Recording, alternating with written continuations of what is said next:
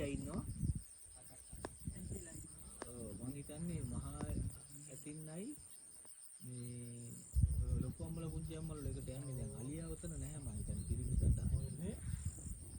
මේ උතන මල්ලි දැන් අලියා යන්නේ නැහැ නේ සාමාන්‍ය රංචුවේ. අපිට හම්බුණා අලි ෆැමිලි එක. අලියා ඉන්නවද? අලියාද පිරිමි සතා ඉන්නවද? පැටව පැටියෙක් ඉන්නවා ලොකු අලියෙකේම ඉන්නවා. එක කෙනානේ. ඒ කියන්නේ අර උසමාතිද නෑ? අර ඉන්නේ පිරිමි අලියේ. කොයි උසේ කාද? ඔව්.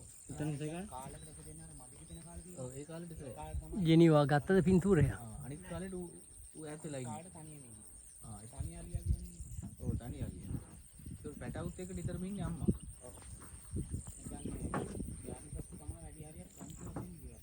ඔව් නේ දැන් තුප්පත් රැන කියන්නේ මං හිතන්නේ අලියයි ඇතින්නයි පැටේ එහෙම නෙවෙයි නේ. අම්මයි දුවයි දුවගේ පුතා හෝ අන්න එහෙමලු ඉන්නේ ෆීමේල් කට්ටිය. පොඩි කාලේ අර පිරිමිකට අයින්නවා අවුරුදු 15ක් 20ක් කරනවා පිරිමිකට අයින්නවා. පිරිමිකට තරුණ වයසේ ඉන්නේ. ඔව්. ඒ මොකද රන්තියම අන්න කට්ටිය හොඳ මේකත් දානවා.